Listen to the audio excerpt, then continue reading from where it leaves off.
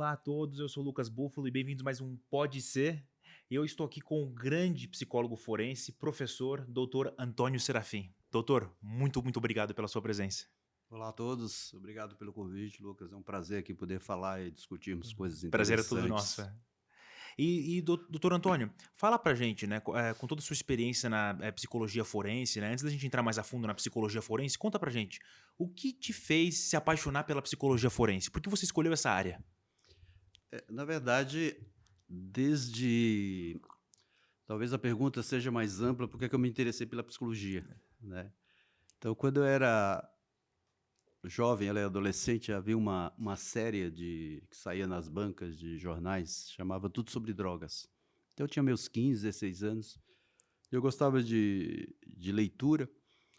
E eu comecei a colecionar saía cada 15, acho que é quinzenalmente, saía essas revistas. Então eu falava lá de sistema nervoso central, o efeito das drogas, tira a, interfere na expressão, na vontade das pessoas, e isso foi me mobilizando ali nesse sentido. E aí por volta do terceiro ano, estava fazendo o terceiro ano e tinha um psicólogo dentro do colégio, eu fui conversar com o psicólogo, né? Então, poxa, entender como é que é psicologia, ele me trouxe assim um panorama, né, do que era psicologia. Eu já me encantei com aquela questão, né, assim de entender processos psicológicos, de entender como é que pessoas que vêm do mesmo ambiente, da mesma família, do mesmo espaço, pode ter comportamentos diferentes, expressar diferentes. Por que que diante de uma situação uma pessoa adoece, a outra não? Por que que diante de uma situação de estresse tem alguém que tem aquela prontidão para resolver, só que tem aquele que fica imobilizado, tem aquele que fica paralisado. E toda essa dinâmica me trouxe, limitou muito essa questão.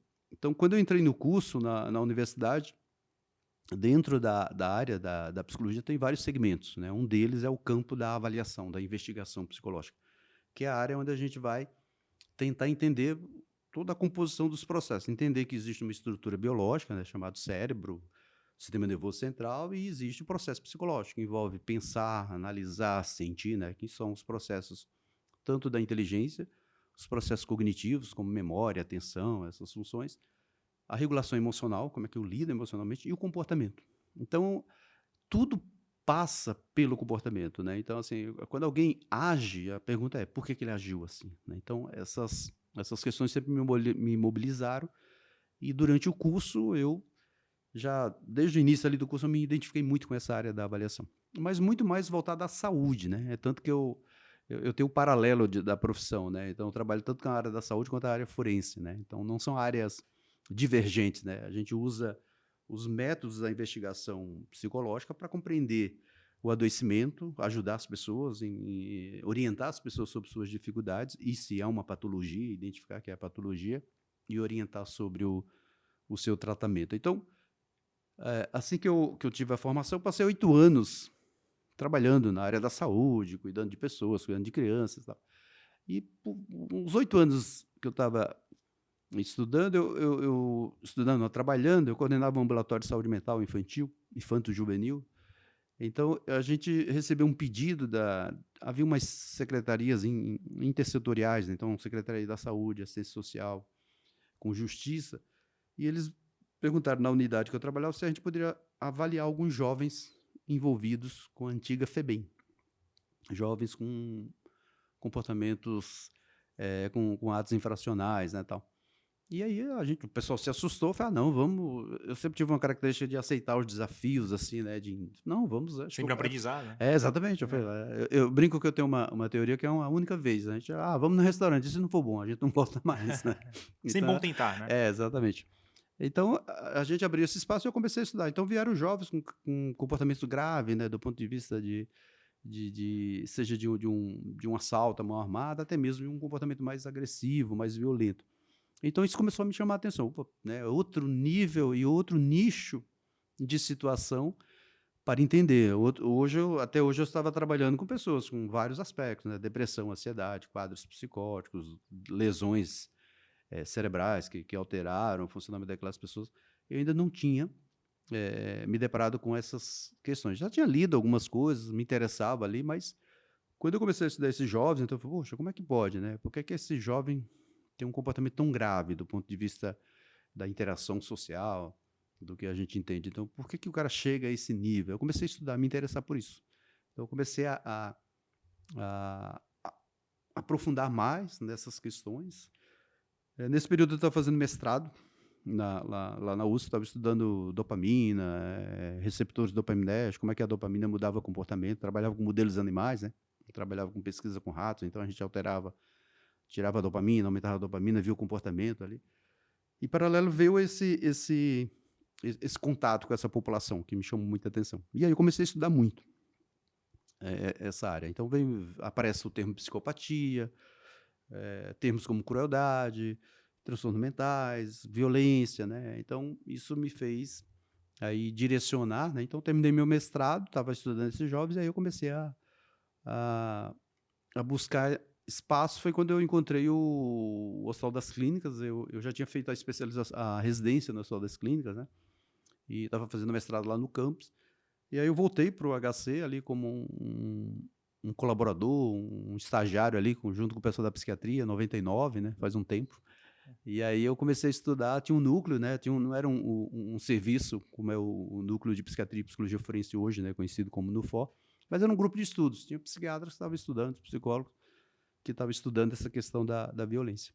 E aí eu me aproximei deles e comecei a acompanhar alguns casos. Então, a psiquiatria aí, eles me chamavam, vamos lá, a gente vai atender tal pessoa, vamos lá comigo, tá? E eu fui atendendo adultos, e aí foi me chamando muita atenção, assim, opa, tem mais coisas aqui.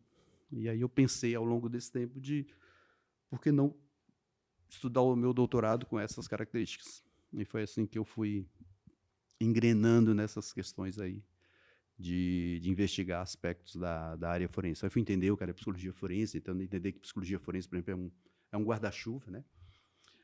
Não é só a psicologia forense, ela vai desde a pessoa que trabalha no sistema prisional, como o pessoal que está dando apoio às populações que estão ali sentenciadas, como os profissionais que vão trabalhar em tribunal, como os profissionais que, por exemplo, no Brasil nós não temos, que é a psicologia investigativa, né? Que é aquela seção de profissionais que vão estudar perfil criminal, que vão auxiliar na investigação policial. Nós temos colegas com formação aqui no Brasil, mas nós não temos uma regulamentação dessa atividade, né? Então, nós não temos isso no rol das atribuições da psicologia no Brasil. Então, por exemplo, não há espaço num departamento de polícia científica para esse setor ainda. A gente espera que um dia venha de fato. A gente tem profissionais que têm alguma formação e colabora, mas efetivamente nós não temos o reconhecimento disso como uma atividade ainda regulamentada nesse sentido. Então, tem essa parte e tem a parte pericial, que é a parte que eu me especializei e me aprofundei, que é a parte quando você vai avaliar, examinar alguém dentro de um contexto jurídico, né? Quando há dúvidas sobre a saúde mental de quem cometeu um crime, geralmente um crime grave, né?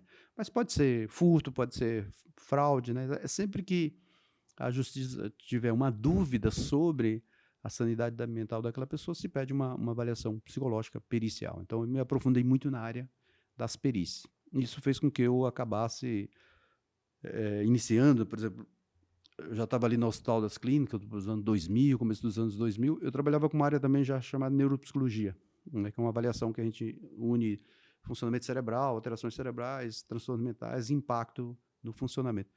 Então, eu comecei naquela fase a já introduzir a neuropsicologia como uma prática dentro da perícia, porque antes era só avaliação psicológica mais geral. Então, ali com alguns colegas, a gente começa a introduzir o termo neuropsicologia forense no Brasil também, que a gente começa a avaliar essas demandas todas aí ao longo desses 33 anos de profissão. E de acordo com todas as investigações do senhor, dos estudos do senhor, né, o que o senhor diria? Quais são as maiores motivações que levam indivíduos a cometerem atos de criminalidade hedionda?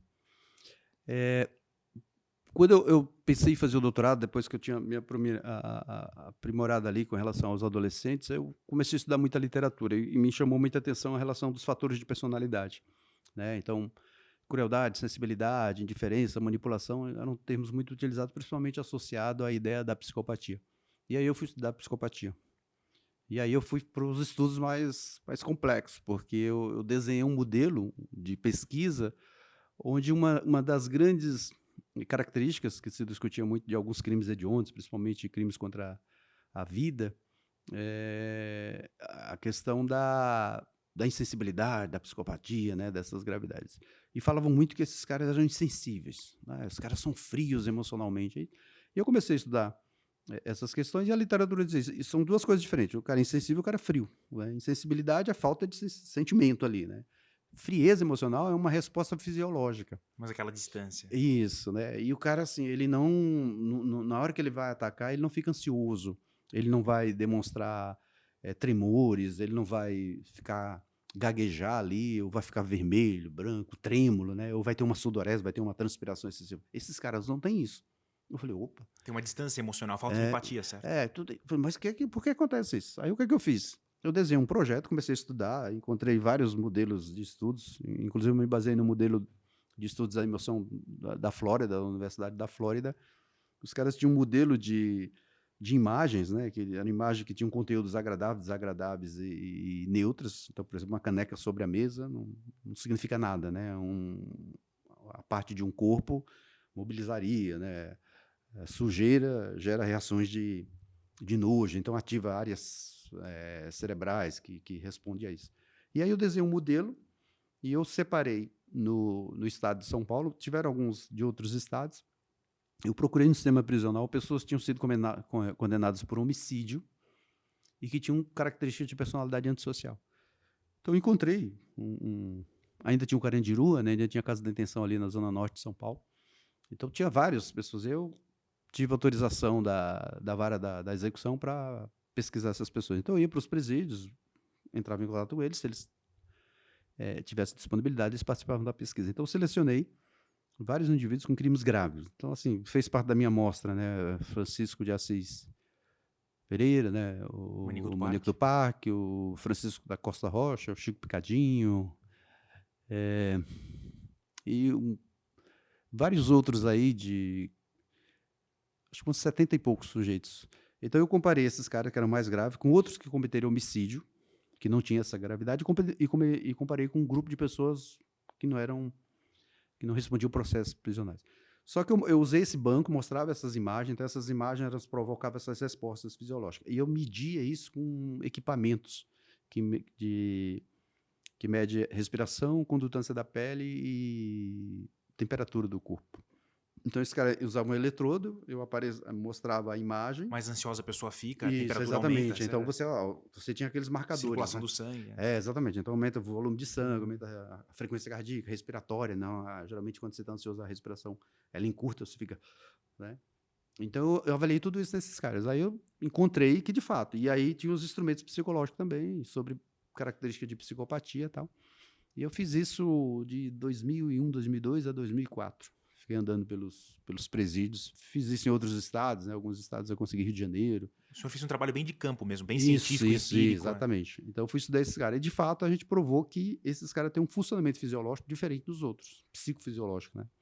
Então, principalmente, numa situação de ataque, provavelmente as pessoas, no geral, elas vão ficar mais trêmulas, ficam, né? Mostra todo um... Defensivas. Isso, e mostra toda uma incômodo, uma inquietação.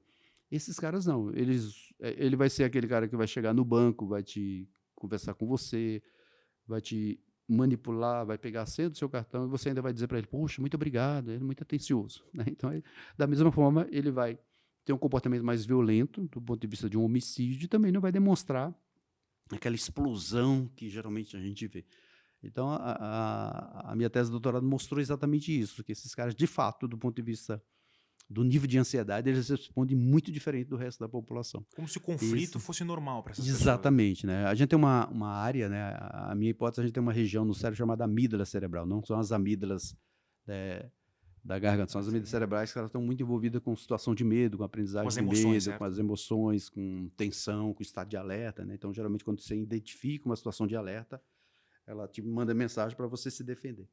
Então, o que a gente observa que nesses caras a amígdala ela pouco altera diante da situação de tensão, de ameaça, né? Então, aí isso explica muitas vezes que a gente fala, né, que alguém está numa situação de assalto ou de um latrocínio, o cara fala, olha, eu tenho família, não vai resolver, né? Se ele tiver a intenção de matar, exatamente, ele não vai Não vai ser essa fala que vai mobilizar. E até por isso que se explica que esses caras matam crianças, adultos, mulheres, idosos, de uma forma muito cruel. E claro, esse é um dos fatores motivacionais, né? Motivacionais. As motivações são essas características. Mas também você tem os rompantes daquelas pessoas que são impulsivas. Elas têm uma tolerância muito baixa à frustração. Então, numa situação de conflito, discussão, ele comete um homicídio. Ele não planejou o homicídio. Ele não saiu de casa para cometer um. Mas ele tem uma vulnerabilidade para isso. Essa é outra motivação. A questão também do uso de substâncias. São fatores, né? Álcool, principalmente. São fatores que muitas vezes o álcool altera o funcionamento geral e aí a Pode ser uma pessoa... motivação extra. Exatamente, são os fatores exógenos, né? Aqueles que são externos que favorecem nesse sentido. Então, raiva, vingança, explosividade e essas características emocionais como baixa empatia, ausência de sensibilidade são geralmente os fatores motivacionais, de motivação, né? Que criam toda a periculosidade. Exatamente, que agrava a complexidade do comportamento. Eu sempre falo assim, comportamento é uma causa, ele é uma resposta. A gente tem que entender o que provoca. Então, homicídio, o cara esquartejou. Ou o pessoal fala lá, ele mutilou o corpo e escondeu o corpo. Nossa, é muito grave. Não, grave é matar. Muitas vezes o esquartejamento, a omissão do cadáver é a resposta que ele dá para se livrar daquela situação. O pior já foi feito, né? Mas o direito discute muito isso, né? Ele provocou o vilipêndio, né? Motivo do torpe. motivo torpe, né? Eu sempre falo, não, o grave está na ação primária, tirar a vida de alguém, né? Esquartejou era a forma que ele tinha de se livrar, né? Do corpo. Ou não, às vezes era uma configuração psicológica dele, ele precisava fazer aquilo, né? Então,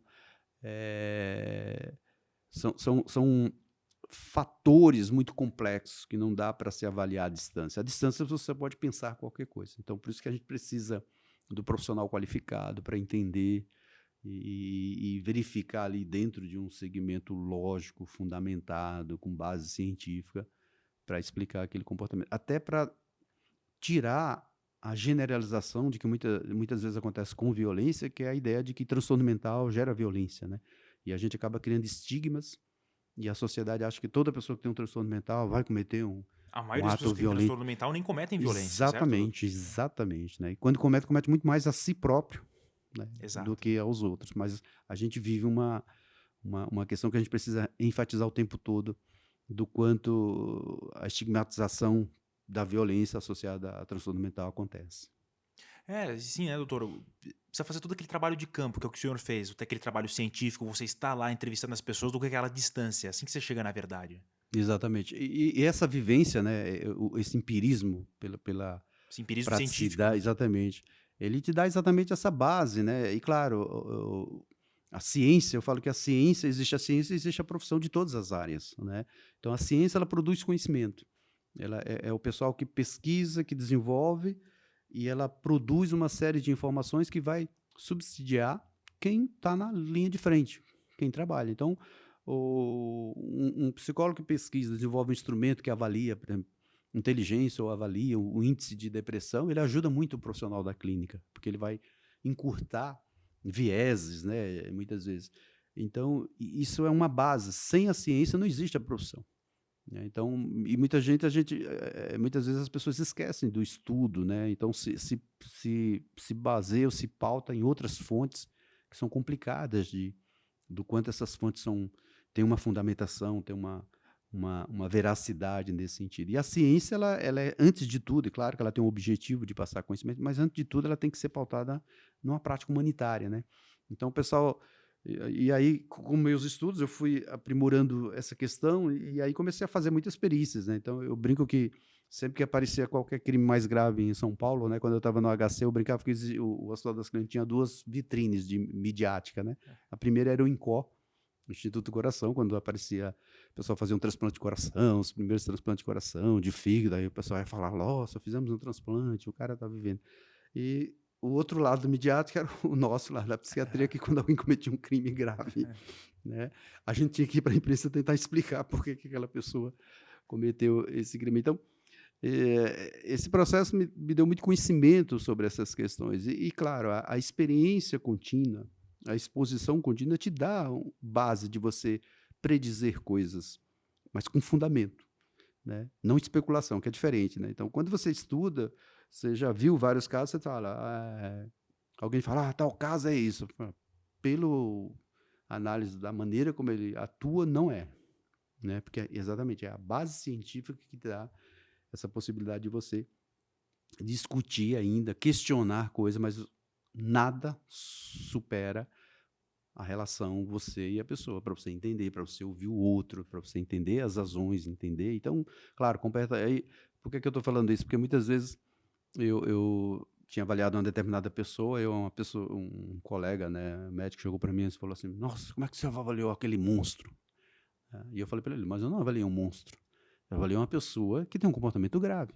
E a gente precisa entender sobre. Se a gente não entender, a gente não consegue prevenir, a gente não reduz danos, né? Porque o grande objetivo da ciência é exatamente isso. Vai além de um julgamento externo. É muito mais um Exatamente. entendimento interno. Exato. E a ciência ela tem que estar além e aquém da comoção social. Porque muitas vezes a própria sociedade, quando você tem determinadas condutas, ela exige que o profissional que vai avaliar estabeleça que aquela pessoa tem uma condição psicopatológica, tem um diagnóstico. Por que a sociedade exige isso? Porque se o profissional diz para ela, não, ele cometeu o crime e não tem doença que explique o crime, é um absurdo. E isso afeta a sociedade, porque a sociedade precisa de um muro que separe o comportamento dela do comportamento do outro. E quando o especialista diz, não tem esse muro, isso impacta a sociedade. Pode ser qualquer um de nós. Exatamente. A sociedade está dizendo isso. A gente está dizendo que qualquer pessoa pode cometer. E infelizmente Isso é cria isso. um medo. Sim. Uma histeria coletiva, um medo coletivo. Exatamente. Porque, claro, você tem uma vulnerabilidade e dependendo de como as informações são passadas, isso influencia muito o comportamento, né, as reações. Né? Então, o processo psicológico ele é muito complexo. Né? E quando a gente fala de psicologia, funcionamento psicológico, a gente está falando exatamente dessa condição de que não é tão palpável, né? Não é uma febre que uma aspirina, um Tilenol vai retirar ali, né? Então, a maneira como você pensa é diferente de como eu penso. O mesmo evento para nós dois gera percepções diferentes. A partir do momento que gera percepções diferentes, você analisa de uma forma, você expressa uma emoção de uma forma e você se comporta a partir desses dois. Eu, a mesma coisa. Então, isso explica porque que cada um de nós, diante da mesma situação, pode ter comportamentos diferentes. E muitas vezes para a família é impactante, porque se um filho, dentro do segmento da família, pratica um ato grave, do ponto de vista de violência, o primeiro impacto é culpa nos pais, nos responsáveis. E vem uma frase muito comum, mas nós criamos eles do mesmo jeito, nós demos amor do mesmo jeito. Sim, deram. Só que eles só não sabiam que são pessoas diferentes, que absorvem o amor diferente, que absorve aquele ambiente de Tiveram forma experiências diferente. diferentes. Exatamente. É que essa individualidade, são as nossas características individuais. Então, a psicologia é muito disso, estudar esses aspectos. Então, a psicologia é um campo muito grande que, dentro das suas práticas, a avaliação psicológica é uma área que nos permite conhecer e investigar todos esses processos aí na busca de explicar o comportamento. Nem sempre é fácil explicar. Às vezes a gente pega casos que a gente olha um para o outro e fala, o que é isso? Quais são os motivadores disso? São complexos, não é tão simples. Às vezes a gente vê, hoje, né, com o mundo midiático, redes sociais, a gente vê as pessoas comentando, né?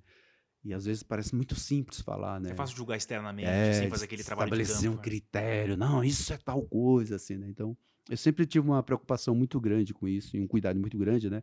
Hoje eu ministro aula tanto para graduação como para mestrado, doutorado, pós-doutorado, e eu falo para os alunos, olha, olhar as pessoas não é fácil. Estabelecer critérios sem base nenhuma é ótimo. Você pode falar para a pessoa, né? Eu sempre brinco assim, se você vê uma pessoa sentada no banco sozinha, se passar 10 pessoas, vão ser 10 comentários completamente diferentes. Alguém vai dizer que o cara está sozinho, o outro vai dizer que ele não tem o que fazer, o outro vai dizer que ele está esperando alguém. Né? Então, esse conjunto de percepção faz parte da natureza humana. Agora, a ciência não pode colaborar com a especulação, nem com as inverdades ou com as informações, né, sem bases, né, sem fundamentos. E muitas vezes nós temos colegas que acabam alimentando essa imaginário popular do fenômeno da violência e de outros aspectos. E, doutor, com toda a sua experiência, se transtornos, né, mentais não são a principal causa, muitas vezes, quais são as causas internas e externas que o senhor viu que normalmente incentivam uma pessoa a cometer um crime? Você tem, quando a gente estuda psicologia, personalidade, a gente estuda características individuais ou traços de personalidade. Então, um exemplo de um traço, extroversão, né? Eu sou extrovertido, introvertido. Eu sou uma pessoa que tem uma facilidade da interação, que hoje a gente chama de abertura à experiência, né? Eu sou uma pessoa que tem um traço mais obsessivo, eu sou mais anacártico, eu sou mais fechado, eu sou mais. Eu tenho uma concepção de que eu faço as coisas muito bem feitas, eu não gosto de trabalhar com ninguém perto de mim, porque os outros não fazem as coisas bem feitas, só eu sei fazer. Então, isso são características individuais. Essas características, elas tanto potencializam a adaptação social, facilita, como elas dificultam. Então, você imagina uma pessoa que tem uma característica que a gente chama de anacástico, aquela pessoa que tem uma necessidade de controlar o ambiente. Então, o controle vai ser, você tem que usar o que eu acho que é certo, você tem que fazer da maneira que eu acho que é certo, você tem que falar da maneira que eu acho que é certo. Então, quando eu funciono assim, não tem troca. Porque se o outro retrucar, tem conflito. Porque me ofende, né? Eu me sinto ofendido e me provocada por isso. Então, isso é uma característica, por exemplo, que pode, em algum momento, levar a pessoa a ter uma resposta. Os extremos, né? Que é a questão da posse e da dependência, certo, doutor? Que o Exatamente. senhor Então, que cunhou esses dois termos nessas duas divisões, né? sim. O senhor quer falar um pouco mais sobre isso? Então, assim, esse funcionamento pode levar a conflitos importantes, porque essa questão de posse, dependência, como você falou, ele pode ser muito preponderante no meu funcionamento. E eu não tenho recursos suficientes para flexibilizar, né? De entender, não, peraí, o Lucas pensa diferente de mim, então ele vai fazer diferente de outro jeito. Então, mas o que é que nós temos de comum? O que nós temos igual? Né? Essa pessoa não consegue. Então, é uma pessoa fadada a ter conflitos no ambiente. Dependendo do extremo, ela pode ser altamente violenta. Ela pode ser violenta do ponto de vista físico, né? Ela pode ser violenta do ponto de vista psicológico, do ponto de vista social. Ela pode criar situações se você pensa num ambiente de trabalho, você sofre, o outro adoece, porque ela passa a ser muito cruel nas suas relações. Então, quando a gente fala, por exemplo, de um comportamento de crueldade, não é só o cara que vai lá e esquarteja. Mas a crueldade pode ser na privação, na exclusão, né, numa relação de depreciação do Não é outro. só Então, física, é psicológica também. exatamente. Então, você tem vários fatores. E, Que entra o bullying, né, doutor? exatamente. E quem sofre essa situação, muitas vezes pode ter uma resposta desadaptativa a essa situação. Eu posso reagir de uma forma desproporcional. Então, esses fenômenos são variáveis que podem interferir. Mas você também tem o crime praticado pelos ganhos, né? É interessante para mim. Eu sou uma pessoa que eu quero me sentir poderoso.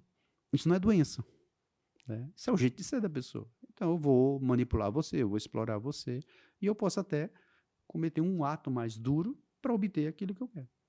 E essas variáveis são muito delicadas porque elas não estão explícitas, né? Não é um DNA que você consegue, né, fazer um exame de sangue e identificar, esse aqui tem isso, esse aqui tem um nível, o nível de glicose X indica uma característica. Não, vai ser muito nas atitudes, né? E como essas atitudes elas estão sempre presentes, é muito difícil para as pessoas perceberem.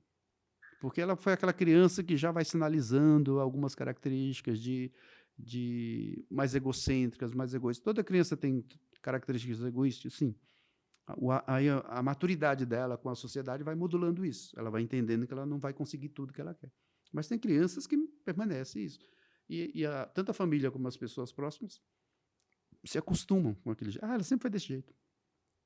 E desse jeito vai levar essa pessoa para uma vida adulta, onde ela vai ter muita dificuldade de lidar com os contrapontos, com essas questões Que todas. nada foi feito antes. Né? Exatamente. Foi Então se desenvolvendo e...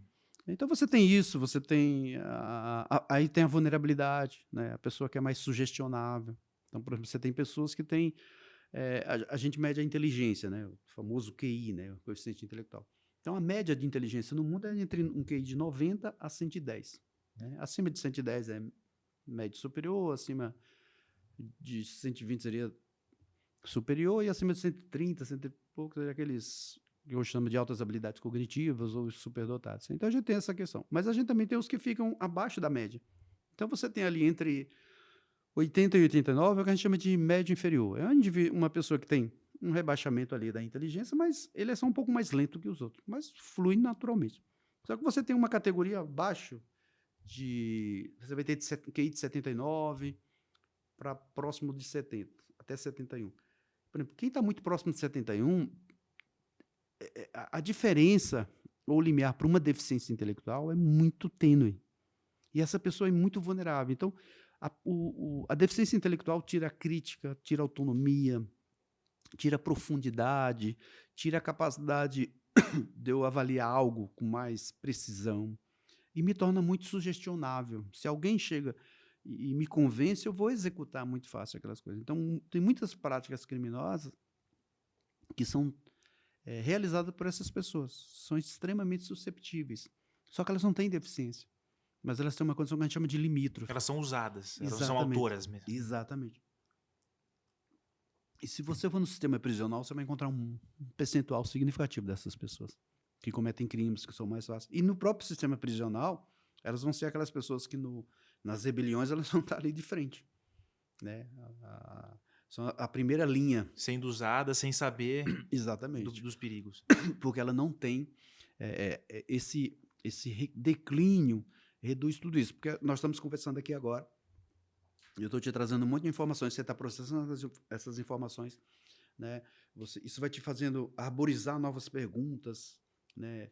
Avançar, recuar, introduzir novos temas. Então, essa condição permite isso.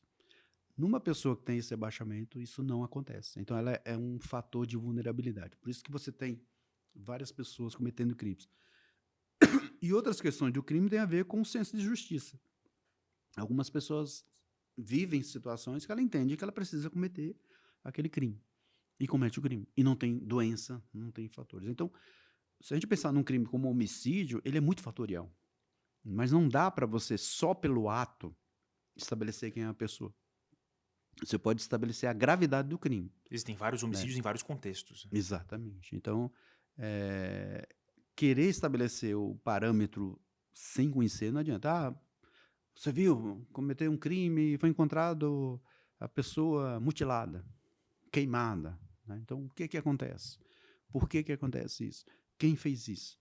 Como você perguntou, quais as motivações para isso, né? Então, só pode ser um psicopata, só pode ser... Não, pode ser uma pessoa como outra qualquer, só com um comportamento muito grave. E aí precisa da ciência para investigar contextos, possíveis variáveis que explicam aquela conduta.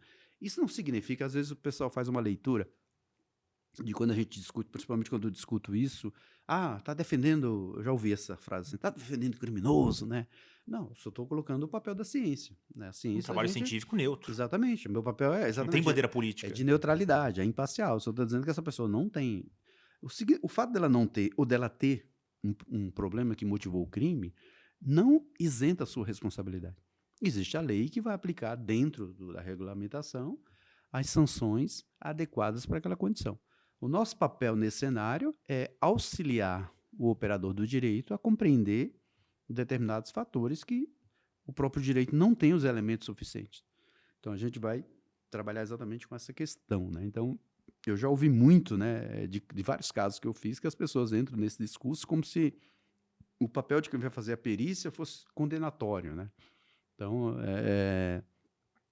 uma vez eu estava avaliando um rapaz que ele estava envolvido com tráfico, né? E na entrevista, eu estava assim, entrevistando com ele, e eu percebi que ele estava muito tenso e tal. Eu falei, estou observando que você está bastante agitado, está acontecendo alguma coisa. Aí ele falou para mim, não, é que o meu advogado falou que a minha liberdade depende dessa avaliação, né? E, na verdade, não dependia, né? A avaliação que eu estava fazendo, o exame pericial, era para saber se tinha um transtorno ou não. A justiça questionou a sanidade dele.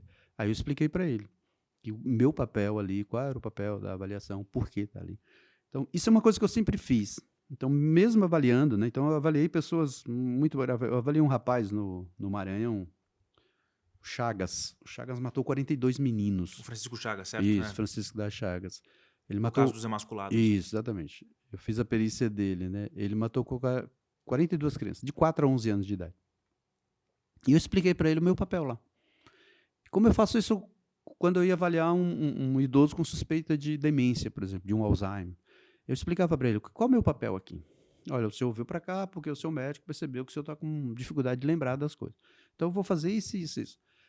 A mesma coisa nas perícias. Eu nunca tive um problema. O pessoal sempre, nossa, nunca teve um problema, você já avaliou pessoas muito, do ponto de vista social, perigosas. Eu falei, não, porque eu trato com respeito essas Você estava pessoas. seguindo o método. Exatamente. E aquilo que eu falei, eu não estou ali para julgar. Claro, avaliar um rapaz 40, que matou uma criança de 4 anos é gravíssimo. Mas se eu não tiver essa preparação Exato. para entender o meu papel ali, né? Então a Tem a repulsa sociedade. pessoal e o seu trabalho, que são duas coisas Exatamente. diferentes. Por isso que é importante esse ponto de que nem todo caso você consegue fazer. E nem tudo na psicologia eu consigo atender. E o profissional tem que ter esse limite. Senão ele vai transpassar o seu papel de profissional e vai para um julgamento, vai estabelecer um juízo de valor. E não é esse o seu papel. Né? É grave? Claro que é grave. Uma pessoa que mata 42 meninos.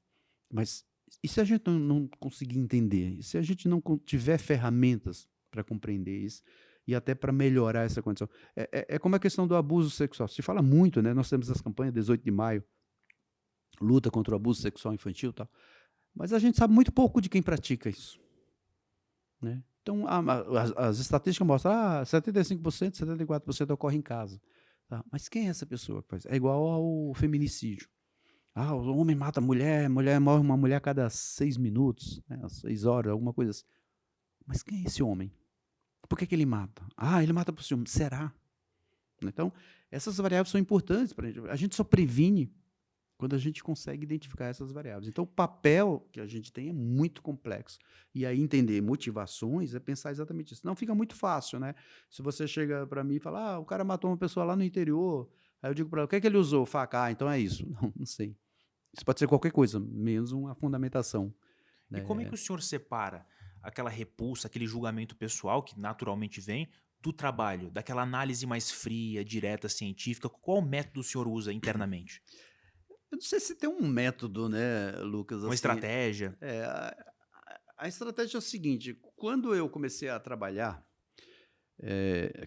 ali em 99, quando eu fui para o Hospital das Clínicas, tinha um psiquiatra lá, o Dr. Rigonati, que hoje está aposentado, e eu cheguei para ele e falei assim, nossa, eu me interesso por essas coisas. Assim, ele estava sentadinho numa mesa lá, tinha uma pilha de processos assim. Aí ele olhou para mim e fez, leia. Pegou um desses assim, jogou assim, fez, leia e veja se é isso que você quer fazer. Porque não é fácil. E aí, no mesmo período, eu li um livro de psicologia criminal, de um psicólogo português, Deusdato Ferreira. E ele trazia todas as técnicas de como avaliar. Mas a primeira parte do livro, o que eu mais guardei assim do livro, estava escrito assim, na psicologia criminal, faz-se necessário entender as motivações de quem pratica um homicídio. Porém, nessa aventura de ler as mentes dos criminosos, você pode estar fadado a más leituras. Né? Ou seja, quando você vai deparar com essa realidade, você vai lidar com talvez o que é mais grave do ser humano. E a pergunta é, você está preparado para isso? Então, o Rigonati fez a mesma coisa. Leia isso aí. Eu estava lendo lá, estava lá a descrição, né? Esquartejou. Então, é isso. Então, lembra, você vai avaliar uma pessoa. Você não vai julgar a pessoa. Então, você tem que ter esse preparo e essa questão. E eu acredito que a partir daí, eu fui tendo essa convicção do meu papel. Né? É tanto que eu nunca... você nunca me viu...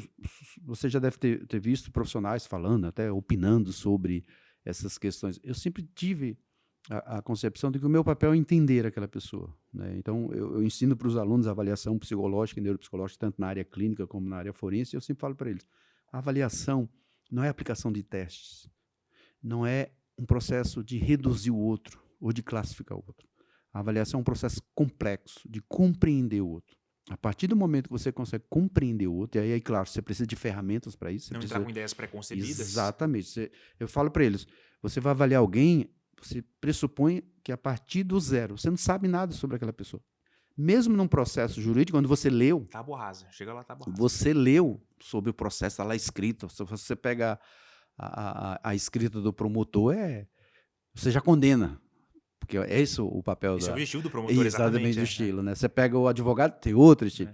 Então, assim, claro, essas informações estão presentes no processo. Mas você tem que ter essa capacidade de dizer, opa, peraí, isso é o promotor vendo a xícara, esse é o advogado vendo a caneca. como eu, Antônio Serafim, vejo essa pessoa? Eu vejo ela a partir de um conhecimento da psicologia. Então, eu nunca tive essa condição. Isso foi um exercício de fazer, né? Lógico, quantas vezes eu avaliei um rapaz muito grave, que eu saí do lugar, eu cheguei para minha esposa, eu falei assim, eu parei o carro, eu fui vendo um presídio, assim, eu parei o carro na beira da estrada, eu saí e fiquei pensando assim, como é que pode ter alguém com essa gravidade, de tão complexo que é, né? O senhor pode falar sobre esse caso com mais detalhe? Ou... Não, era um caso, um rapaz que tinha, ele começou crimes e aí ele juntou uns colegas, uns amigos, né, para fazer crimes, e começou a dar negócios para ele, e aí ele começou a liderar aquele grupo, e chegou uma hora que ele percebeu que ele podia fazer tudo aquilo sozinho. E ele faz um churrasco, ele marca um churrasco no lugar, e ele mata os 4 colegas, enterra os 4 colegas assim, e de uma tranquilidade, assim, a maneira como ele relatou aquilo, a maneira como ele trouxe, assim, e ele estava me relatando não com crueldade. Foi uma vitória para ele. Isso, mas com um orgulho de dizer, você viu como eu sou habilidoso? Olha como eu sou esperto. Aí eu percebi que... E ele em nenhum momento falou assim, puxa, matei meu melhor amigo, não. Não, mas aí eu percebi que eu podia ganhar dinheiro. E aí eu comecei a ganhar mais. Uma característica psicopata, né, doutor? Exatamente. Eu estou por cima do outro, eu venci o outro, eu sou superior que o outro. Né? Então, assim, é isso. E é uma pessoa que, se você encontra na rua, você cumprimenta. Porque o que assustava, não tem uma caricatura. É como as pessoas tentam trazer, né, essa imagem, como a gente vê muito a questão de se estabelecer estereótipos, né, em termos de faces e de cor de pele, de estilo e de, né, tanto a cor da pele como a região de moradia, como se esses 2 fatores fossem indicativos de criminalidade. A gente vê muito a questão do preconceito sobre essas coisas. Racismo. E você vê que é uma pessoa que entraria em qualquer lugar e as pessoas puxariam a cadeira para ele sentar, né? Então, a complexidade do comportamento humano, ela não tem cor, ela não tem raça, né? Ela faz parte da natureza humana. E a gente precisa entender essas coisas. Então, isso me fez estudar muito, né, de muitas gravidades. Por exemplo, pegar um gancho aqui, o pessoal fala, quando eu avaliei jovens infratores, o pessoal faz muito do caso do Champinho como um caso grave e tal. Já quer falar né? desse caso, doutor? Mas, por exemplo, eu avaliei jovens da Fundação Casa muito mais graves de comportamento. Eu lembro de um que ele teve um desentendimento com um cara numa balada. Esse moço trabalhava, a vítima trabalhava entregador de pizza, e ele liga, pede uma pizza, dá um endereço de uma casa em construção, e ele fica de tocaia, o moço vai entregar, ele bate no moço com a pá, né, de pedreiro, ele decapita o rapaz, Meu Deus. coloca a cabeça do rapaz num carrinho de pedreiro, aqueles carrinhos de mãe, e deixa na porta da casa da mãe do rapaz. Meu Deus. Então, assim, se você comparar, né, é isso que a gente tem que entender. O comportamento criminoso é complexo. Mas quando você avalia a pessoa, entende, né, quando você se aproxima da pessoa, o que assusta para você, ou que talvez o que deixa perplexo, é exatamente essa condição psicológica que faz isso. Né? Então, às vezes, você tem um crime muito grave. Né? Por exemplo, se você comparar o Chagas, que você falou, que eu falei aqui, né, que matou 42 crianças, nossa, o número de vítimas é muito, muito alto. Mas eu vi um rapaz, um caso no interior de São Paulo, que ele matou 4 meninos. E ele matou os meninos empalados. Né? Ele pegava uma madeira, matava os meninos, ou pelo ânus ou pela boca. Então, o menino morria com perfuração de pulmão ou perfuração de intestino. Matou 4. Se a gente pensar assim, nossa, o Chagas matou 42, o outro matou 4. Quem é mais cruel? Esse do interior. O Chagas matava as crianças, ele primeiro matava e depois ele emasculava. Então não tinha sofrimento para a vítima. Ele eliminava a vítima ali. Esse outro, se você pensar da gravidade do comportamento, do processo psicológico, ele fazia tudo isso à criança viva. Né? Então, assim, você pensa na criança no sofrimento. Então, é isso que a gente tem que entender, a complexidade de comportamento. Não é só a quantidade. Lógico que a quantidade impacta por isso, né? Mas a gente está falando que são pessoas ainda, mesmo com comportamentos muito graves, diferentes em termos de complexidade. Então, e claro, você tem uma sociedade que alguns crimes são midiáticos, e aí eles tomam uma proporção maior do que a sua natureza, né? ou do que deveria. Mas são casos muito complexos, né? Como eu falei. E aí você tem que ter esse preparo. Do que eu estou falando, com quem eu estou falando e qual o meu papel aqui. Então, o meu papel nunca foi estabelecer um julgamento nesse sentido, né? E, doutor, o senhor que mencionou o caso do Champinha, você quer falar pra gente, mas o senhor que fez a perícia do caso do Champinha, você quer falar pra gente, né, o que foi o caso do Champinha e como o caso do Champinha chegou até o senhor? O, o caso do Champinha, se eu não me engano, 2006, 2007. Eu 2007, né? já não lembro Se eu não me tanto engano, isso. né? 2006, 2007, é. O 2007, o que Ele acontece? tinha 16 anos, certo? Isso. Havia toda uma problemática da Fundação Casa, que tinha mudado de FEBEM para a Fundação Casa. Tinha uma problemática muito grande com vários jovens, com vários problemas nesse sentido. E aí, o hospital, ele recebia alguns jovens para ser avaliados. Se eu não me engano, teve um caso de tentativa de resgate de um jovem no hospital. E aí foram suspensos os atendimentos da Fundação da antiga FEBEM no Hospital das Clínicas. E nessa época eu já era diretor responsável pela área de psiquiatria e psicologia forense do hospital. E a gente tinha acabado, né, de elaborar. Aí o pessoal da Secretaria da Justiça nos procurou lá no Hospital das Clínicas, sabia que eu trabalhava muito com essas questões, que eu tinha trabalhado já com jovens. Eles falaram assim: a gente está precisando de um programa de atenção. Entrou uma turma nova na direção da Fundação Casa, então assistentes sociais que entendiam muito de saúde mental, né, que foi coordenadora de saúde mental. A própria presidente da Fundação Casa era uma procuradora também com uma visão mais de garantia de direitos, né? Então, assim, ela falou assim: eu já tinha trabalhado com ela no sistema prisional, porque quando ela estava no sistema prisional, ela também nos procurou que ela tinha uma demanda muito grande de populações prisionais com transtornos mentais que precisavam de cuidados, né? Porque os caras estavam presos que não tinham sentenciados comendo fezes, com quadros psicóticos, precisando de cuidados, né? E aí eu fiz um programa. Eu fiz um programa de saúde mental para o sistema prisional do estado de São Paulo. A gente capacitou 700 profissionais, de psiquiatras, de enfermeiros, psicólogos, de todos os presídios de São Paulo, para melhorar a qualidade. E aí, esse mesmo pessoal foi para a Fundação Casa. A assistente social, ela assumiu a coordenação de saúde, a procuradora virou presidente. E aí ela falou: temos problema de saúde mental na Fundação Casa. Aí nós fizemos um levantamento. A gente fez um levantamento só na capital. Eu montei uma equipe de 32 psiquiatras, uns 4 psicólogos para capacitar, porque dentro da Fundação Casa tinham 318 psicólogos, 110 assistentes sociais.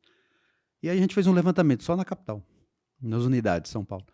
Nós avaliamos 2.000 jovens. Nós encontramos 694 com transtornos mentais graves dentro da Fundação Casa. Tinha psicótico, tinha epiléticos, tinha deficiência intelectual, tinha transtorno afetivo bipolar. Esses jovens precisavam de cuidados. Assim, não tinha como tirar esses jovens de dentro da Fundação Casa. Então, aí o pessoal falou: não, temos que pensar. Eu fiz um programa de atenção à saúde mental do jovem infrator. O que é que eu fiz? A gente conseguiu, junto à Faculdade de Medicina, criar uma prática da residência em psiquiatria que os médicos cumprissem a 4º ano de residência nas unidades, né? Então, a gente também encontrou meninas. A gente encontrou meninas com problema de saúde, com candidíases vaginais, com a questão de sarnas, né, problemas de pele. Então, o que eu fiz? Eu criei um programa que tinha psiquiatras, clínicos e ginecologistas para a Fundação Casa. Então, esses jovens, esses médicos começaram a atuar na Fundação Casa. Então, eles iam para as unidades. Imagina, passava a menina, acho que nunca tinha visto uma ginecologista, né? Ainda mais em situações insalubres, né? Exatamente. Então, a gente começou a identificar, a gente começou a tratar essas questões. Os psicólogos que já estavam dentro da Fundação Casa, junto com os assistentes sociais, nós capacitamos. Uma parte para tratamento, reforçamos a parte de psicoterapia, e uma parte para diagnóstico, para melhorar a avaliação. Porque quando você avalia, você consegue gerenciar. Então, quando os jovens começaram a entrar na Fundação Casa, já tinha equipe ali no Brás, né, que o Brás era a entrada, a porta de entrada ali na Itapetininga, Piratininga, eu nunca lembro ali o que é, uma travessa dali, então, que é o DEIJ, Departamento da Infância e da Juventude. Então, essa equipe já avaliava, e aí já direcionava o menino. Por exemplo, esse menino é um comportamento leve, ele não precisa ir para uma unidade, ele pode ficar aqui 45 dias, né, em observação. Então, isso mudou a configuração. Então, por isso que isso foi em 2005 para 2006. Mas mesmo assim, eu ainda tive que ir para Brasília nesse período, né, porque eu recebi uma notificação lá no hospital porque eu estava psiquiatrizando a Fundação Casa. Porque aí pararam as rebeliões. Não sei se você lembra ali, um pouco antes de 2005, tinha a unidade do Tatuapé que foi fechada, que os caras degolaram, os meninos degolaram um e ficaram jogando bola com a cabeça do cara ali. Isso aconteceu várias vezes. Exatamente.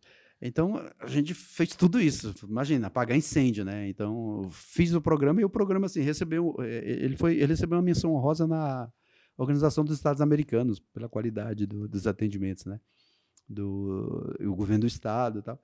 E aí começou a fluir esse programa nesse sentido. Então, diminuíram as rebeliões, porque você tinha jovem com transtorno de hiperatividade preso. Então, você imagina um cara agitado dentro de um quartinho com o outro. Ele provocava. Então, quando você começa a identificar isso, assim, você não precisa ficar extremo. Aqui. Exatamente. E tinha outros com vários problemas. Então, a gente começou a identificar isso e a gente começou a tratar isso. Então, tinha psicoterapia, tinha ginecologista, tinha clínica médica.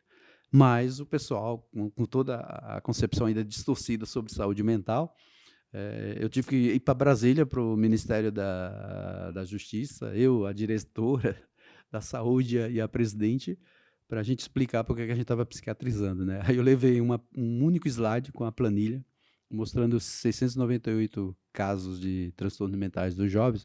Aí eu perguntei para os procuradores que estavam lá, eu falei, onde vocês estavam quando essas crianças precisavam de ajuda? Porque elas não desenvolveram isso dentro da Fundação Casa. Elas entraram na Fundação Casa com essas problemáticas. Não, mas é um programa incrível, parabéns, doutor. Então, aí estava nisso, aí começou o caso, apareceu a história do Champinha. Aí o juiz do caso, na época, determinou que nós o avaliássemos. Então, a gente montou uma equipe, fui eu, a Fabiana, o Rigonati e o Daniel Barros. Eram 2 psiquiatras e eu e a Fabiana de psicólogo. Então, a gente foi, né? Até lá, avaliamos o Champinha, fizemos... o superintendente do HC, a gente brinca que na época ele quase manda a gente para trabalhar na unidade básica de saúde longe de São Paulo, porque a gente parou um dia o Instituto de Radiologia. Porque você imagina, trazer o Champinha para fazer um exame com toda a imprensa naquele dia. Foi um caso muito midiático. Muito midiático. A gente teve que parar um dia, uma unidade que faziam 3.000 exames, parou um dia para fazer o exame do Champinha, para a gente fazer a parte médica. Então, a gente trouxe ele para o Hospital das Clínicas, fez a ressonância, né, a tomografia dele, e fizemos o laudo. Então, assim, o Champinha não tinha um transtorno, né, não tinha critérios para diagnóstico psiquiátrico de nenhuma natureza. Então, tem muita gente que continua falando, é um psicopata, não tem essa característica. Só para todo mundo saber, doutor, você só pode falar para a gente quem é o Champinha e qual crime ele cometeu, só para as pessoas saberem? O José Aparecido, né? Ele participou de um crime junto com mais 3 adultos na cidade vizinha aqui, que era um acampamento, né? Que foi a Liana, se não me engano, e eu esqueci do nome do Felipe Café, era exatamente isso. Felipe Café era um casal, eram 2 vítimas. E aí eles foram para um campus e esses 3 adultos mais o Champinha, né, abordaram eles, fizeram eles refém, ficaram vários dias, violentaram e mataram. O Champinha mata a menina nesse meio, né, dessa questão. Um crime bárbaro, né, naquela questão toda. Ele tinha 16 anos e os adultos ali, todos os adultos foram condenados, né, e o Champinha foi para a Fundação Casa. Mas como é muito comum, quando tem crimes de jovens menores de 18 anos com adultos, a tendência é os jovens assumirem, né, alguns crimes. Eu brincava que quando eu atendi os jovens da Fundação Casa, geralmente quando você vai atender um adulto do sistema prisional, ele nega o crime. Quando você vai atender os jovens, eles aumentam o crime, né? Então, os adolescentes querendo ganhar espaço ali na vida, uma identidade criminal, eles aumentam que coisas que falam. Então, esse é o crime do José... Roberto Aparecido, José Aparecido alguma coisa, o que ficou conhecido como Champinha, né? Então, nós avaliamos ele na época e apresentamos o laudo, né? E na verdade, o Champinha tinha ele é aquele caso que eu falei agora há pouco de um QI muito baixo ali, né? Muito próximo da deficiência, mas não era uma deficiência, que torna ele muito vulnerável, né? Então, era um jovem, assim, que faltava, por essa condição, faltava muito recurso adaptativo, muito recurso de pensar sobre as coisas. Então, o prejuízo era tão grande que ele não conseguia ter uma empatia do que ele estava fazendo, da gravidade. Então, ele é um jovem que sozinho ele não significava nada, né?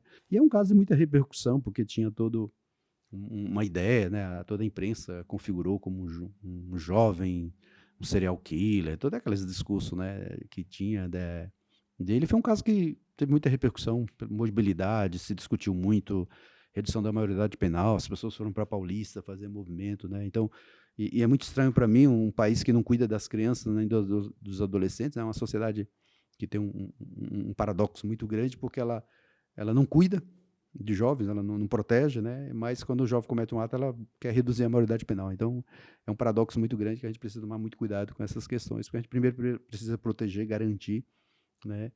E não estabelecer logo a pena. Então, esse caso do Champinha repercutiu muito. Então, até hoje ele está privado de liberdade, né? Porque a medida socioeducativa é de até 3 anos, e aí a justiça conseguiu fazer umas manobras de interditar ele. Então, juridicamente, é como se ele tivesse um transtorno mental, que ele não tem competência para viver sozinho. E, geralmente, quando isso acontece, né, isso é mais da área civil, né, quando acontece no direito civil, tem um curador, né, uma pessoa que vai ser responsável por ele. Então, o Estado é o responsável dele. Então, mantém ele até hoje. Então, o Champy, esse caso é complexo e grave, principalmente pela natureza dos crimes, mas também pelo valor midiático, né? Então, você tem muitos crimes, né, de jovens graves que tem complexidade maior do que esses casos, né? Então, isso acaba repercutindo muito, e as pessoas. Então, eu lembro que eu tive várias audiências com o juiz do caso, né? E a gente dizia, não, ele não tem transtorno, né? Aí o juiz me obrigou, fez uma determinação que eu tinha que acompanhar o Champinha 1 ano, toda semana. Ele determinou judicialmente, toda semana eu estava na unidade. E como é que foi esse processo, doutor? De estar lá toda semana na unidade com o Champinha? O problema é exatamente isso. Como ele tinha uma fragilidade do ponto de vista de compreensão, a terapia não funcionaria, porque a limitação da sua condição intelectual não permite assimilar. Por que a gente espera de uma terapia, quando você vai fazer psicoterapia?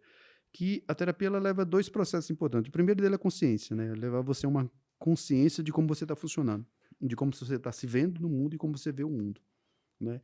E o segundo ponto da terapia é a ação. Então, o objetivo de uma terapia é conscientização. Você se perceber o mundo, e a partir dessa sua percepção, você mudar o funcionamento, como você percebe, como você atua. Para isso, você precisa de recursos intelectuais, capacidade de você entender metáforas, de eu fazer uma situação, de fazer você refletir, você propor situações a partir daquilo, né? De você trazer essas habilidades, de entender.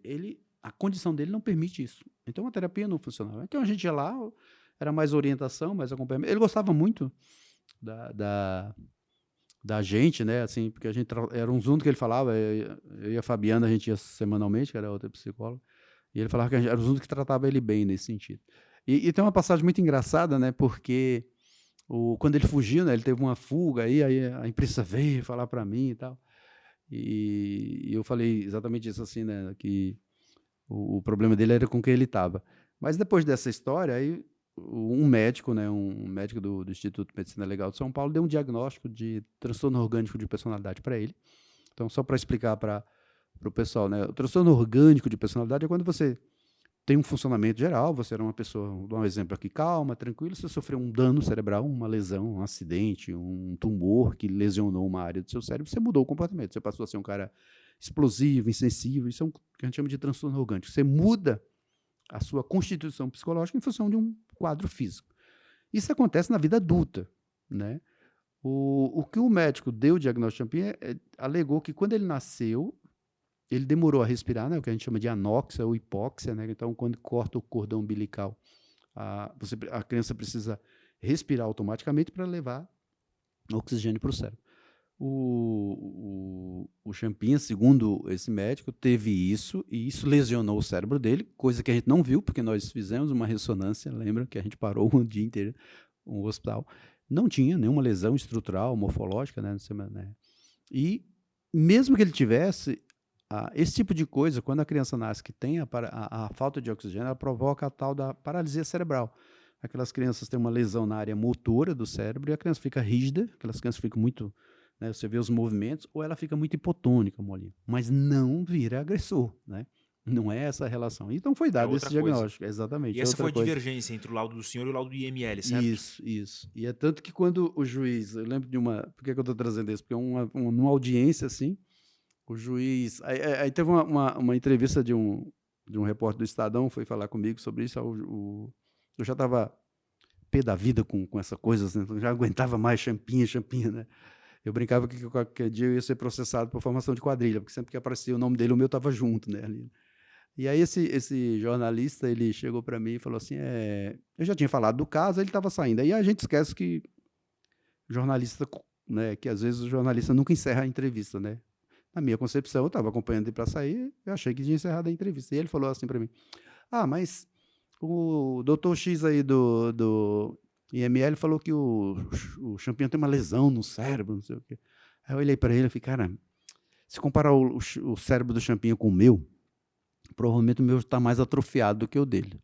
Primeiro, eu não lembro quantos anos eu estava, eu estou com X anos, eu pego um trânsito nessa cidade que é infernal, né? Estresse de nada. Sou diretor de área nesse hospital, que consome pra caramba, e final de semana eu tomo cerveja. Álcool atrofia. Então, provavelmente, se comparar o cérebro do Champinho com né, o meu tem mais atrofia do que o dele. Essa foi a mensagem que saiu no Estadão, assim, de acordo com o coordenador do Núcleo de Psiquiatria Forense do Hospital das Clínicas, o cérebro do Champinho é melhor do que o dele. Né? Essa é a mancha. E aí, isso É uma aí... distorção total, né? exatamente. É um negócio fora de contexto, uma brincadeira. E aí, numa semana seguinte, eu fui atender o Champinha lá, né? E os policiais tinham falado para ele assim, o doutor disse que o teu cérebro é melhor do que o dele. Falaram para ele. Aí, quando eu chego lá, ele veio falar comigo, é verdade, meu cérebro é melhor do que o seu, né? Só ter ideia de quanto ele era vulnerável nessa questão. Quando eu chamo de vulnerável, eu estou falando do indivíduo que é sugestionável. A gente não está atenuando nem amenizando a gravidade do comportamento. Eu só estou chamando a atenção para entender que fatores como esse, por isso que a gente precisa proteger essas pessoas. Porque essas pessoas, em ambientes com alto fator de interesses outros, podem formar e produzir jovens ou uma pessoa com um risco muito grande do ponto de vista social. Né? Então, é isso que a gente fala nesse sentido. Então, eu vejo, ainda hoje eu vejo alguns programas, quando eu tenho tempo de ver, ainda tem muito esse discurso, é um psicopata, né? E pessoas que não tiveram a oportunidade de avaliar, de entender, né? Como você traz a experiência de quem estava lá, né? Então, eu estava brincando aqui quando eu cheguei no estúdio, né? Que eu olhei aquele painel ali, né? Eu falei, tem uns ali que eu já avaliei, né? Uma boa parte ali. Eu fiz, então, conheci essas pessoas todas. Então, sempre traz muita polêmica, né? Quem são essas outras pessoas, doutor? Você quer falar, além do Champinha, quais outros casos famosos o senhor trabalhou? Suzane von Richthofen, né? A gente avaliou o Francisco Picadinho, o Chico Picadinho, né? O Francisco da Costa Rocha. Francisco Chagas, né? O Francisco das Chagas, o Matheus Costa Meire, né? Que foi o atirador do shopping Morumbi, né? Lembra do cara que entra no cinema? Foi em 99, né? Final de 99. Foi então... no filme Clube da Luta, certo? Isso, foi isso, ele. isso. Ali no começo dos anos 2000 e pouco. Eu atendi ele lá ainda tinha uma unidade chamada Maníaco do Parque também? Maníaco do Parque também. O Maníaco do Parque eu fiz toda a parte de estudos depois, né? Dele. Aí tem Marcelo Costa de Andrade, lá da Vampiro de Niterói, sim. lá no Rio.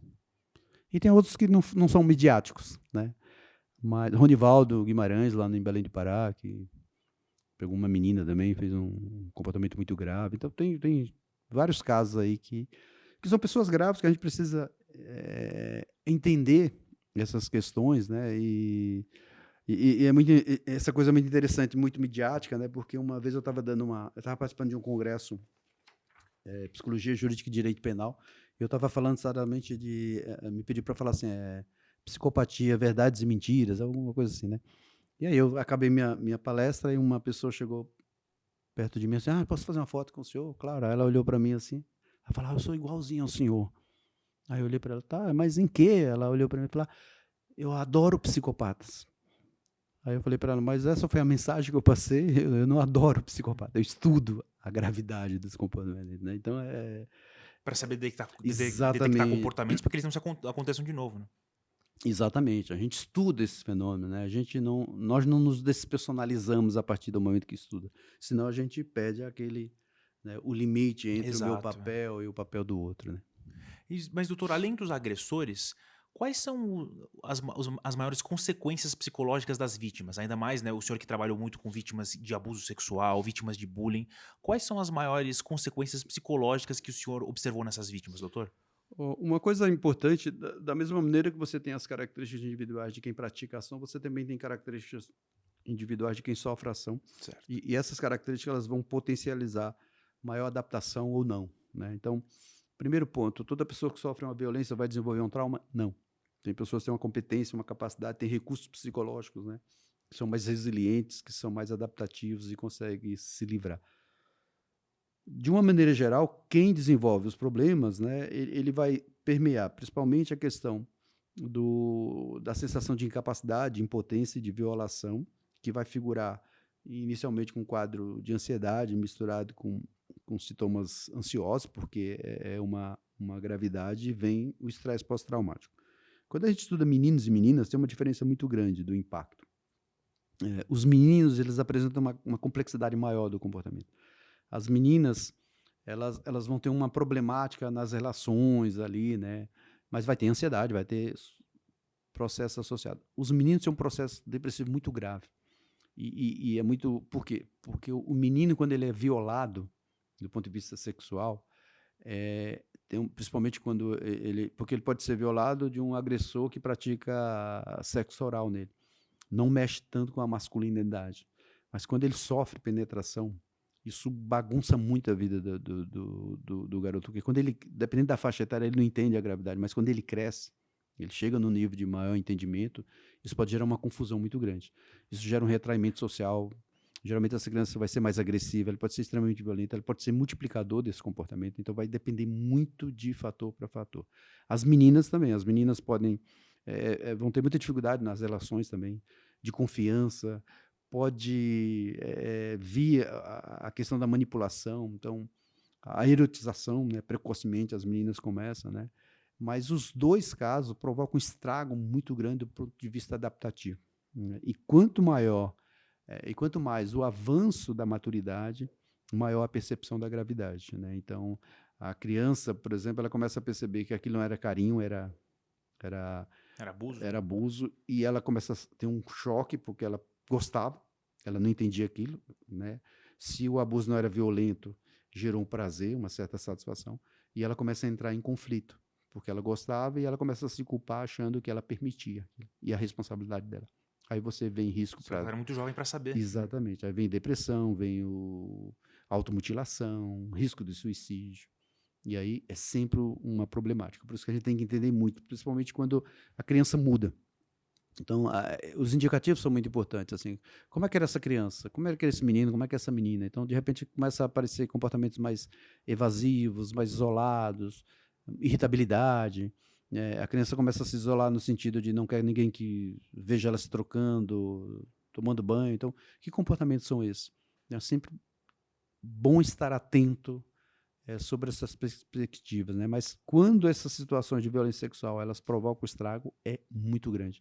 E é muito difícil para as pessoas saírem disso sozinho. E existe uma cura, doutor? Existem as terapias para amenizar essas questões. Aí vai depender sempre de tudo, vai depender principalmente do agressor, né? Então a gente sabe que o abuso sexual ele acontece dentro de casa, a maior parte, por pessoas muito próximas.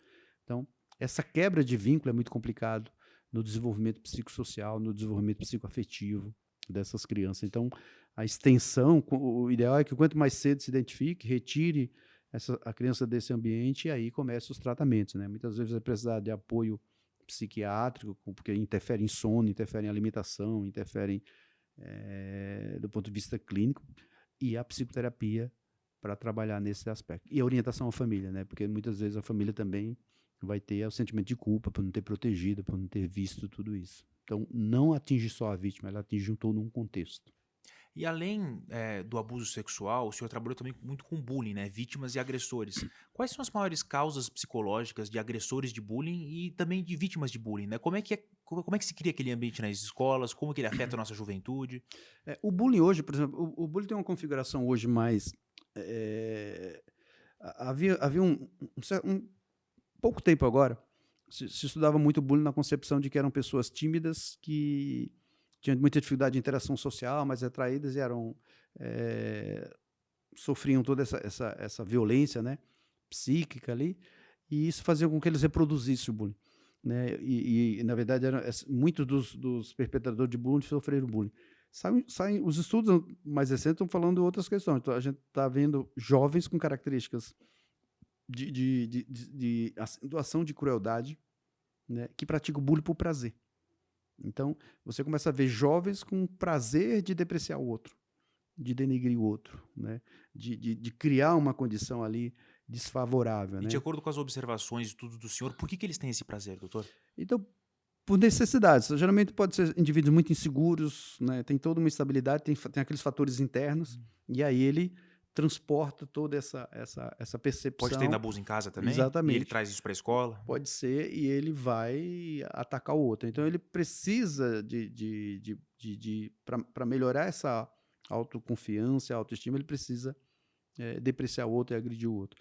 O impacto no outro tem dois segmentos: ou vira multiplicador, ou ele tem a patologização, né? Ele psicopatologiza, né? Ele vai desenvolver transtornos graves ali de retraimento, ansiedade, mas principalmente depressão. Depressão é um fator de risco muito grande em vítimas de bullying, cyberbullying, né? Então hoje Hoje é muito mais é digital. muito mais digital, né? Então é um efeito absurdo, né, nessa questão, porque antes o bullying ele era muito restrito ao grupo que É um estava, ambiente. ao ambiente. Hoje ele tem uma propagação absurda O sobre digital isso. está em tudo. Exatamente. O digital ele é muito amplo, então o impacto é muito maior nesse sentido, né? E aí mexe com, você imagina, a gente está falando de adolescentes que ainda está num processo de maturidade, de identidade, de buscar característica de enfrentamento das questões, e você começa a vivenciar uma enxurrada de ações que põe em xeque a credibilidade daquela pessoa. Então, geralmente, ela se isola. O primeiro mecanismo é sempre o isolamento. E aí, quanto mais curtida, quanto mais gente rindo daquela situação, mais vai fundamentando para aquela pessoa que, de fato, ela é incapaz, insignificante nesse sentido. E aí vem toda uma configuração psicopatológica, né, de depressão, de ansiedade, uso de substância, ou de se automutilar, né, como uma forma de aliviar a dor, né? Então, a depressão é tão grande que ela precisa se cortar, porque ela não consegue suportar a dor psíquica, ela precisa se cortar para suportar essas Que questões. serve Então, como uma distração para dor psíquica. exatamente, é como se fosse o alívio, né? Então, precisamos estar muito atento a isso, porque o bullying é de uma crueldade absurda, né? Porque é uma configuração. E hoje o bullying digital ou o cyberbullying, ele é cruel porque a extensão, né, de visibilidade daquela condição é muito rápido e de muito impacto, né? Então, E ainda mais com as redes sociais, aquela preocupação com a aparência externa, o que as pessoas vão pensar de mim, quantos likes eu vou receber, que o senhor até mencionou. Né, isso mexe muito com a saúde mental, ainda mais dos jovens, que é, querem um lugar para pertencer. exatamente. A gente vive uma sociedade imediatista, a gente vive uma sociedade muito, muito preocupante, né? A gente vive uma relação onde se diminui muito a interação. A gente vive uma sociedade muito do visual, né? Do quanto se mostra, do quanto se posta, né? E ninguém. E as pessoas reduziram aquela questão de perguntar para o outro como é que está o outro, né? De Tudo é uma marcar. máscara, tudo é uma ilusão. Exatamente. É uma representatividade muito grande, né? Então as pessoas postam o tempo todo questões, mas o mundo real é trânsito, é problema climático, Exato. é vulnerabilidade social, É um paradoxo insegurança triste. alimentar. Tá todo mundo feliz na rede social, mas tá todo mundo mais deprimido na vida real. Exato. Quantas pessoas estão postando ali e estão sozinhas, né? Então olha para você, está sozinho. Então, e a sociedade tem alimentado essa questão. Então isso no meu ponto de vista, né, que pode ser até um pessimismo acentuado, eu tenho uma preocupação muito grande com o futuro, com essas relações, da maneira como isso está se perpetuando, porque a gente está vendo as crianças já com essas características, né? Muita individualidade, uma certa arrogância do entendimento, né? Eu sei, eu quero, eu faço, né? E isso faz com que você crie um isolamento, mas você também cria uma competitividade. E quando você cria uma competitividade nesse nível, o risco da manifestação violenta aparecer, de várias modalidades, é alto. E doutor, só mais uma pergunta aqui pra gente encerrar, doutor. O senhor, como um grande psicólogo forense, com todo o seu conhecimento, né, na questão do bullying, do assédio sexual, na questão de crimes violentos, o senhor que avaliou muitos agressores e vítimas também, doutor, O que o senhor, quais são os maiores conselhos do senhor para nossa juventude? Né? Nós, como adultos, como é que a gente pode guiar nossa juventude para terem hábitos mais saudáveis, para que a gente possa criar no futuro adultos com uma vida mais saudável, um futuro mais saudável, mais próspero? Como a gente chega lá? Eu tenho dito, né, que a gente tem que repensar duas condições muito importantes: autonomia e individualidade.